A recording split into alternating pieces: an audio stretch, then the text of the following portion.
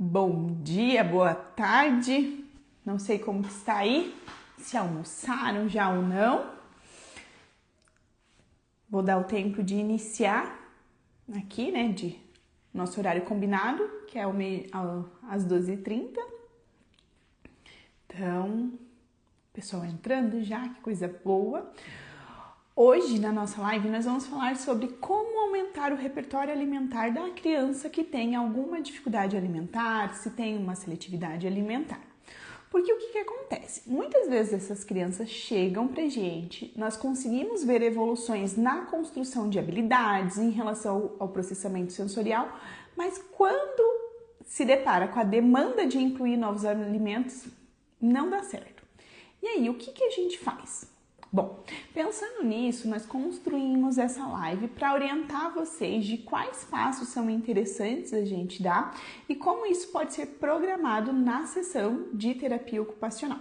Só que as dicas que eu vou dar aqui também servem para outros profissionais, combinado? Então, primeiro ponto, gente. Uma criança não deixa de comer ou não come porque ela está querendo ser difícil, porque ela quer chamar atenção. Um comportamento de não comer, ele sinaliza algo e a gente precisa avaliar isso com atenção. Porque quando a gente vai lá e avalia aquilo como uma questão unicamente comportamental, como uma tentativa de controlar a situação, a gente está perdendo a oportunidade de investigar a fundo e de compreender o caso de verdade. Então, primeira dica que eu te dou para vocês aqui é: ao avaliar uma criança com dificuldade alimentar, não parta do princípio que é uma questão comportamental. Avalie tudo com atenção. E isso vai incluir dinâmica familiar, vai incluir as questões de processamento sensorial, as habilidades motoras dessa criança. Você precisa também descartar questões orgânicas que podem estar influenciando, porque se algo faz mal para a criança, ela percebe que aquilo faz mal, obviamente, ela vai deixar de comer, ela vai restringir esse alimento. Então, a avaliação das dificuldades alimentares, ela precisa ser ampla, considerando vários fatores. E também não dá para partir já do princípio que é exclusivamente sensorial. Porque questões sensoriais, elas podem advir de questões orgânicas, ou seja, uma criança que de repente não come devido aos alimentos, pode ser que ela faz isso por uma questão de não se sentir bem, ou ela pode não ter habilidades. Um bom exemplo é quando a pessoa fala assim, ela tem uma questão sensorial e só come alimentos brancos. Será que é pela cor ou são as características desses alimentos branquinhos, que geralmente são o quê? Alimentos de fácil mastigação, que dissolvem na boca. Então pode não ser exclusivamente pelo sensorial, mas sim pelas habilidades que ela ainda não tem. Faz sentido isso para vocês? Vou esperar a resposta, tá? Quem curtiu essa primeira parte aqui, vai lá, sinaliza aqui pra gente, tá? Aí, a partir do momento que você avaliou essa criança e fez os encaminhamentos adequados, por quê? Porque dificilmente a questão alimentar vai ser tratada unicamente por um profissional. É preciso um time para investigar, um time para olhar todas as questões que estão perpassando aquele caso e fazer os ajustes necessários. Então, a criança que chega para o terapeuta ocupacional, ele precisa olhar também questões de mastigação e assim encaminhar para um fonoaudiólogo. A questão nutricional, há evidências de um déficit nutricional, como que está o ganho de peso? Então, vamos pensar no médico, no nutricionista, questões de organização de família, as questões comportamentais também estão influenciando. Vamos olhar isso também para a parte do profissional da psicologia. E todos esses profissionais, eles devem conversar entre si, eles devem achar um caminho que faça sentido para aquela criança e para a família. Agora, falando especificamente do terapeuta ocupacional, nós vamos avaliar a questão alimentar além do que a criança come. Sim, nós precisamos avaliar as questões da participação do desempenho ocupacional. Então, essa criança, devido à alimentação, ela restringe a participação social? Devido à alimentação, há impacto na participação na escola? Como que é as questões das atividades de vida diária? E lembrando que a alimentação é uma ocupação da criança, do indivíduo, mas uma co-ocupação do cuidador. Então, nós precisamos olhar esse cuidador também com atenção. Qual é o nível de estresse que esse indivíduo está passando? Quais são os impactos ali no dia a dia dele? O quanto isso está influenciando na rotina? Nós devemos olhar a ocupação, gente. Não vamos ficar restritos ao número de alimentos. Olhar somente o número de alimentos limita a sua prática e limita a sua identidade profissional. Um terapeuta ocupacional não está preocupado somente com os alimentos, mas em tudo que envolve essa alimentação. Então, chegou a criança com dificuldade alimentar, você vai fazer essa investigação a fundo. Desde quando começou a questão de dificuldades alimentares dela? Por quê? Alguns sinais, eles podem te dar dicas de qual é o fundamento, qual é a origem dessa dificuldade. Um exemplo, uma criança que teve dificuldades desde a introdução alimentar pode sinalizar que o processamento sensorial já dava sinais de que não estava indo também, ou até mesmo as questões mastigatórias. Uma criança com questões alimentares que iniciou ali na parte de introdução alimentar e não tem um diagnóstico clínico, você deve olhar as outras habilidades, porque dificuldades alimentares que começam precocemente podem ser indicadores do TEA, por exemplo. Já tem muitos estudos correlacionando isso. Então, avalie com atenção todos esses dados. Compreendeu como deu-se a introdução alimentar? Vamos avaliar como foi essa progressão em relação à alimentação? Então, uma criança pequena, é esperado que até 1 ano de idade os alimentos não sejam a grande fonte de nutrição. Então, a gente não está tão preocupados em relação à quantidade, que ela ingere, mas sim na construção da relação de alimentação. Então, a criança que já tinha comportamentos de evitação desse momento de refeição, a criança que se desorganizava muito frente a isso, que não dava sinais de fome, de saciedade, você precisa avaliar e cuidar. Tá? E você deve também considerar outros fatores, então desenvolvimento motor, como que essa criança explora os ambientes, como que são as questões de processamento sensorial em outras atividades. Considerando tudo isso, aí a gente vai olhar o momento atual dessa criança. E na hora de avaliar o momento atual da criança, você vai ter que fazer o levantamento de todo o repertório alimentar dela nesse momento, então o que hoje ela aceita, e você deve também entender quais são as condições para que ela aceite esse alimento. Por exemplo, uma criança, se você só assinar ali que come batata, você pode estar perdendo a chance de entender que essa criança só come batata frita de uma determinada marca. Entende que isso não é a mesma coisa que comer batata? Assim como você deve investigar outras características de rituais envolvendo alimentação, de temperatura, apresentação, tudo isso precisa estar no seu levantamento.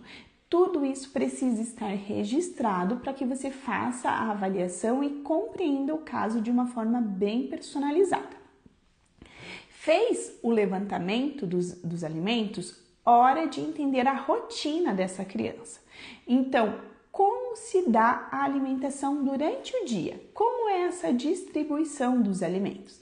Então, que horas ela acorda? O que ela come após isso? Quais são as condições para aceitar esse alimento? Aí vamos lá investigar sobre os lanchinhos, o almoço e tudo mais que envolve as refeições. Aqui, gente, um alerta importante. Os pais tendem a trazer o que eles acham mais importante. Então, eles tendem a falar assim, ele come pão com manteiga. Só que não comenta outras questões dos lanchinhos. Então, você deve também incluir isso na sua investigação, porque o que uma família às vezes entende como alimentação, como refeição, é diferente do que você entende ali pela sua visão profissional. Então, investigue com atenção isso. Dado tudo isso, hora de avaliar segundo o seu método específico. Aqui nós trabalhamos com o método de integração sensorial. Então, vamos entender se há uma influência do processamento sensorial. Então, você vai fazer mão das avaliações não estruturadas, dos testes padronizados, dos questionários sensoriais, tudo para te ajudar nesse raciocínio clínico e na sua conclusão diagnóstica. Chegou na conclusão diagnóstica? Hora de intervir. Então, dada a dificuldade da criança, você intervém ali. Até aqui, a maior parte dos terapeutas ocupacionais, mandam super bem, conseguem fazer isso sem dificuldade. O problema é quando colocar os alimentos nas refeições, nas sessões, né? Então, como que eu oriento? Eu oriento que os alimentos já façam parte das suas sessões desde o início. Então, desde a sua avaliação, é importante que você olhe essa criança comendo. Só que você não vai começar com aquilo que é mais difícil, porque a relação entre você e a criança está sendo construída. E o nosso foco não é fazer a criança comer, mas construir essa relação. Então, desde a sua avaliação, inclua isso e nas suas sessões tenha um momento de refeição pré-determinado. Considerando o método da integração sensorial de Ehrlich, é recomendado que seja após a intervenção, porque você já preparou sensorialmente essa criança para o momento da refeição. E o que você vai incluir ali? Alimentos que essa criança tolera, alimentos que fazem parte do repertório alimentar dela e gradualmente você vai inserindo os novos desafios, tá? Sabem aquele conceito de desafio na medida certa? Então, ele vale também para a alimentação. Você não vai para algo que é muito difícil já para essa criança, mas também não vai ficar ali no que ela já dá conta super de fazer. E quando você vai inserir esses alimentos, você pode utilizar diferentes referenciais teóricos.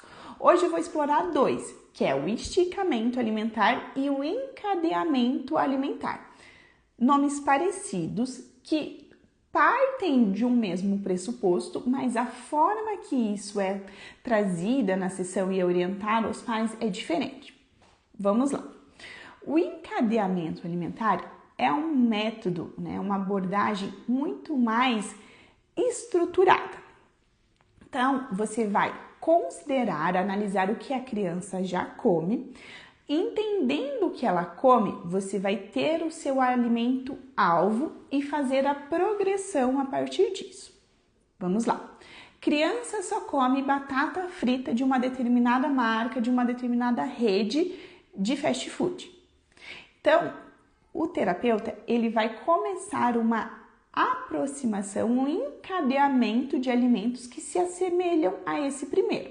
Então, eu vou partir do alimento que é da determinada marca, vou tirar esse alimento da embalagem comercial, então eu vou inserir uma batata frita que é também industrializada, mas não é da mesma marca.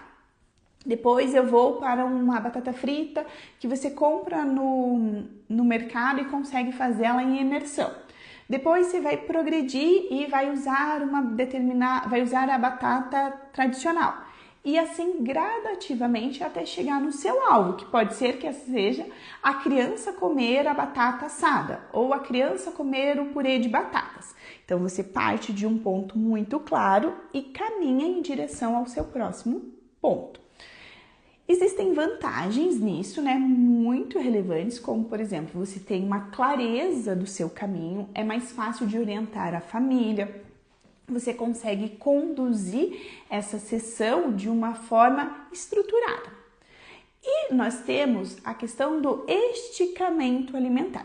O esticamento alimentar, ele também vai partir do ponto do que a criança já come e você vai aumentando, esticando até chegar no seu alimento-alvo. Qual que é a diferença do encadeamento alimentar? Que você não tem algo muito mais estruturado, é algo mais livre, compreendendo as respostas que a criança teve e focando na curiosidade.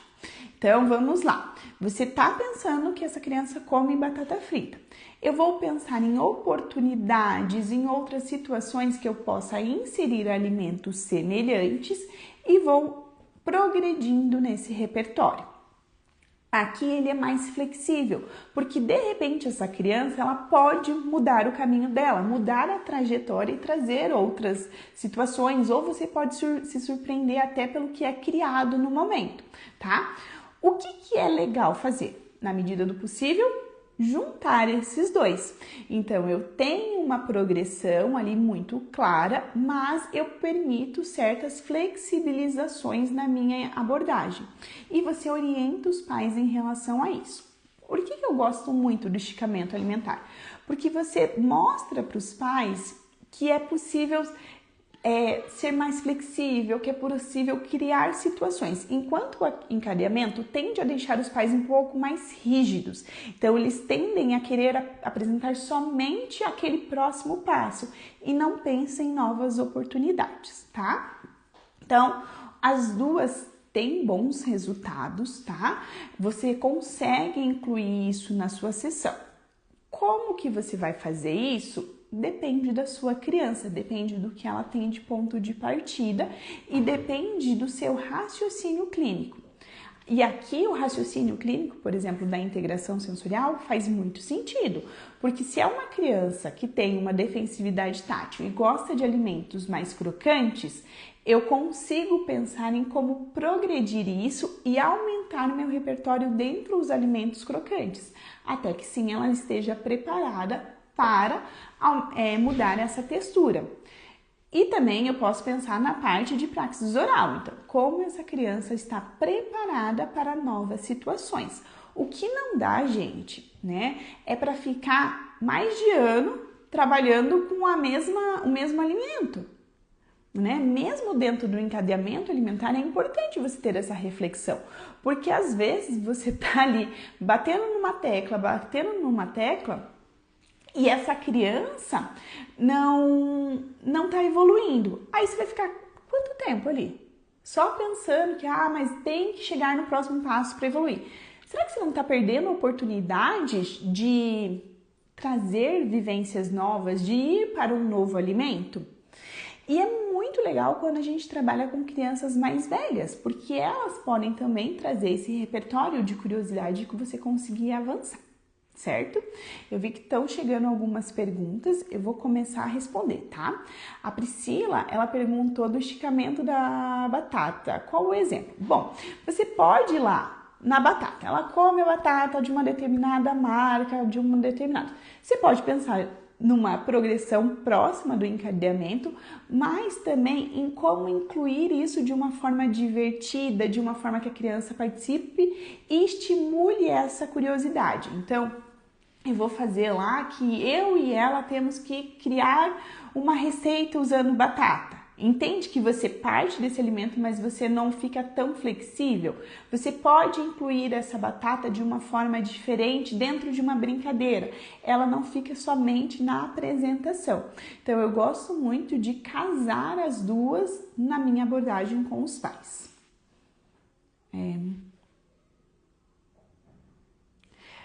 Alguém comentou, né? Se fechar o período da janela de aprendizagem complica um pouco, mas ainda assim é possível. Janela de aprendizagem, né? Nós todos temos ali um período de maior potencial de aprendizagem, pensando em neuroplasticidade, mas podemos aprender sempre. Então, crianças mais velhas, elas se tornam bem legais quando a gente trabalha com as dificuldades alimentares, porque elas se tornam parceiras nesse processo. E elas podem trazer as sensações, o que elas têm curiosidade. Um exemplo recente, eu tô com uma criança de 12 anos que tem dificuldades alimentares e ela, no começo, ela me trouxe uma lista do que ela desejava experimentar. E a gente foi lá, fez essa questão de aproximar e como construir isso, e ela conseguiu inserir alguns alimentos, outros não. E aqueles que ela não conseguiu inserir, nós fizemos esse processo também de reflexão. Por que não deu certo?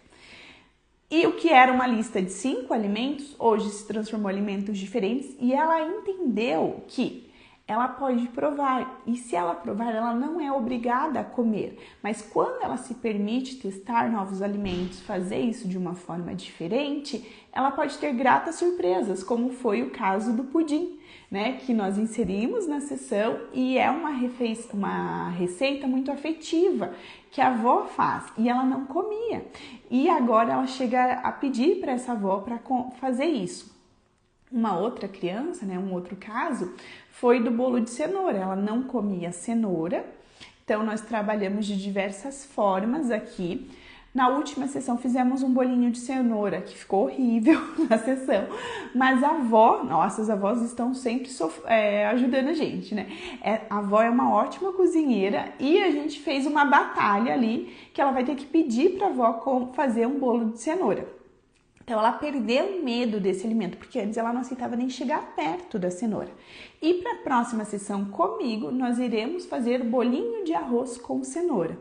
Entende que eu parti do mesmo alimento, só que nós fomos avançando sem ser uma estrutura muito fixa do que era cada passo, mas trazendo o alimento-alvo de uma forma divertida, de uma forma diferente, para que ela conseguisse progredir em relação a isso. E ela também vai trazendo as novas vontades, as novas pontes que ela cria ali na sua alimentação. É muito legal essa parte do esticamento alimentar, porque você sai da ideia de número, você vai para a ideia de relação com o alimento, tá? Mais alguma dúvida, pessoal? Que bom espaço de desenvolvimento que você gostou. Deixa eu ver se...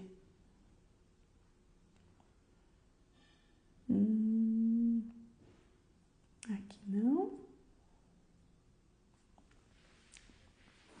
Me contem aí de algum caso que está muito difícil para eu ver se eu consigo ajudar vocês, que a alimentação é algo muito importante mesmo.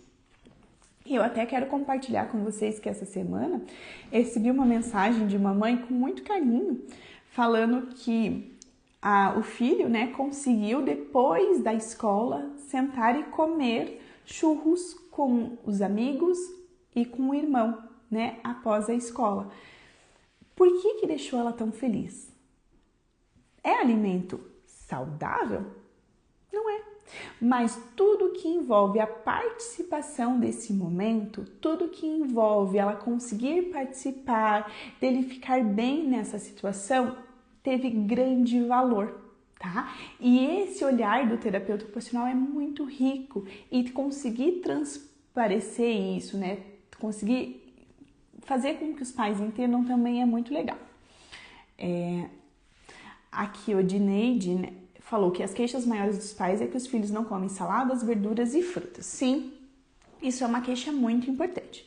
O que precisamos ter claro? Qual que é a expectativa? Porque hoje divulga-se, né, principalmente em redes sociais, nossa, que a criança que come tudo e tal. Será que todo mundo tem que comer tudo de tudo? Será que o que essa criança come já traz o aporte necessário? A gente não está falando aqui de quem não come nada, né? Mas sim de crianças que comem um repertório um pouco menor, mas conseguem adequar a dieta. E isso também é esperado, que progressivamente, quanto mais ciência da importância dos alimentos, mais a gente insira na alimentação. De fato, se eu perguntar para a maior parte de vocês aqui, provavelmente nem todos eram aqueles super vorazes por verduras e frutas quando pequeno, mas conseguiam inserir isso na alimentação. Então, alinhar expectativas é algo muito importante. Isso diminui a tensão. Quando eu trabalho com alimentação, eu também preciso construir um ambiente favorável. Tanto que as primeiras orientações que a gente dá para as famílias chega de pressão, acabou as brigas na hora das refeições. Primeiro vamos garantir que seja um momento prazeroso e gradativamente iremos pensar no que inserir. Mas um ambiente tenso, ele traz sensações de perigo e sinaliza para o nosso corpo também que estamos num momento que é preciso de maior atenção e eu não devo relaxar. Quando isso acontece, instintivamente diminui-se a circulação sanguínea nas vísceras e isso vai para as nossas extremidades, entramos num processo de luta ou fuga e a fome diminui, a receptividade a novos alimentos também diminui. Então, tudo isso, ele é casado e pensado. Não vamos conseguir inserir novos alimentos dentro de um ambiente de tensão, tá? Ponto. Aqui. Priscila, quando a mãe fala que a criança não come legumes e verduras e baixa feijão e mesmo com a queixa dela, ela mantém fazendo isso. Você tem que se aproximar mais da família, tá? Não temos que ter uma postura de julgamento. A família, ela faz o que ela acredita que é melhor, tá? Então, assim, para essa mãe, provavelmente, se tentar fazer de uma forma diferente, essa criança vai negar. E o medo que vem dentro dela da criança parar de comer é muito maior. Então, você vai mostrando como isso deve ser feito e faz uma, e faz duas, e faz 3 vezes, não importa quantas vezes você vai fazer. Mas você precisa trabalhar com essa família muito perto. Porque se a criança só come com você, algo está errado, tá? Então, a alimentação a gente não trata, né? Somente a criança, mas todo mundo que está em volta dela, inclusive a escola. Elisângela, quando a criança deixa de comer arroz e feijão, isso assusta os pais. Primeiro ponto, os deixa muito preocupados. O que você precisa avaliar e conversar com a equipe, principalmente com o nutricionista? Os outros alimentos que ela come trazem esse suporte dos macronutrientes que ela necessita? Se sim, isso está atrapalhando demais a rotina familiar? Então, precisa ponderar em relação a isso, porque o arroz e feijão é uma questão cultural brasileira. Em muitos países, as pessoas não comem arroz com feijão e sobrevivem, estão todo mundo muito bem. Então, entender o que tem por trás disso tudo é super importante, tá? Então, e se a criança deixou de comer, você precisa também considerar se houve algum trauma, o que ela está querendo sinalizar em relação a isso, porque pode ser que ela aceitava antes porque era uma criança menor e não tinha tanto poder de autonomia, não tinha tanto poder de fala.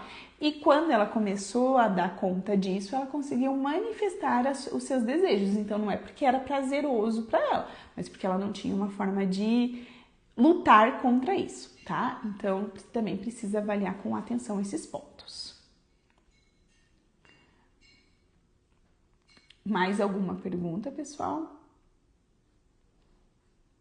Que às vezes demora para aparecer aqui. Temos mais 3 minutos para aproveitar e desmembrar esse assunto.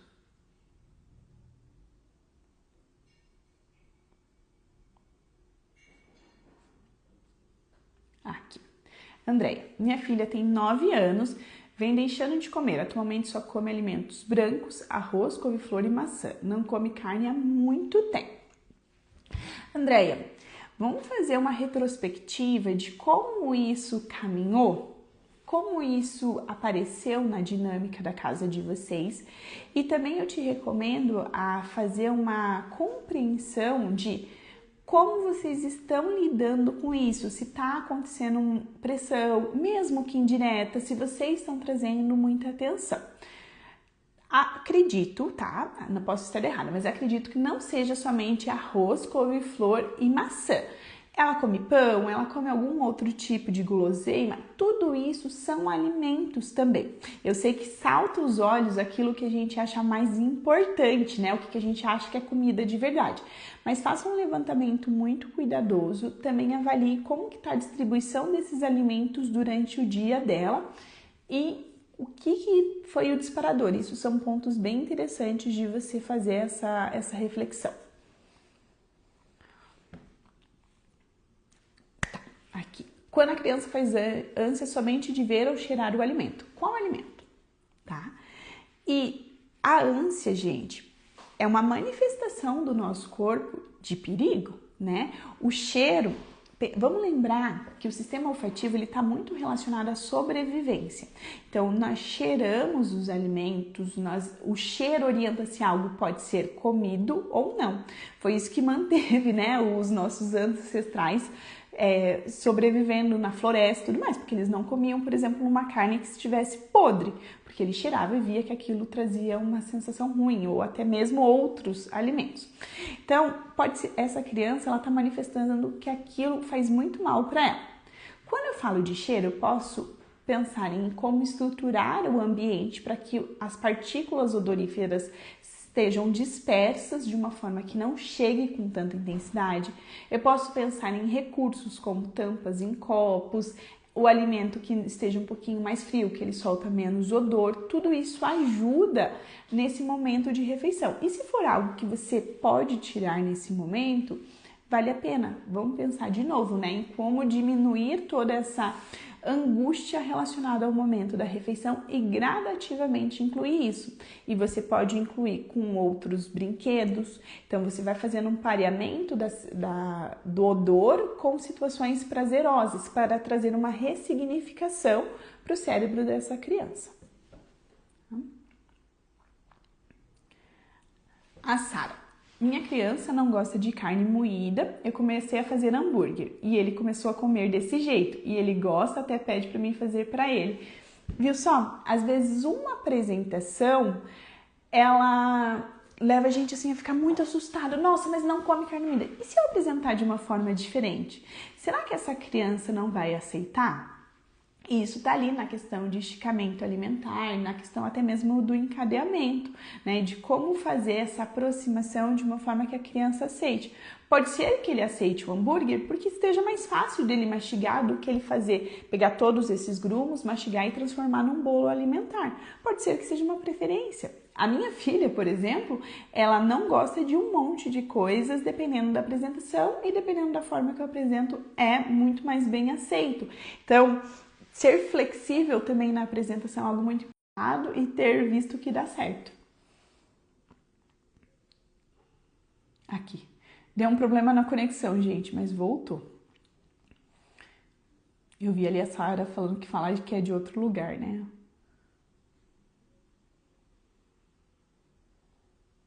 Sim, tinha travado, Priscila, mas deu certo. Bom, era isso, pessoal, trazer todo esse panorama sobre a questão alimentar e lembrar aos terapeutas ocupacionais que nós precisamos olhar além da quantidade de números na hora da refeição, né? Uma criança precisa entender, e o adulto também, de que refeição é mais do que quantidade de alimentos, mas nossa identidade ocupacional também está envolta no momento das refeições e olhar esses pais com muito carinho, com muita atenção, porque influencia também nos papéis ocupacionais dele, no desempenho ocupacional dele. Chega de ficar só fechadinho nas nossas salas, vamos olhar a alimentação para além do consultório e trazer recursos para essas famílias. Vamos lá se preparar para as próximas lives. Agradeço a todo mundo que esteve presente e até a próxima!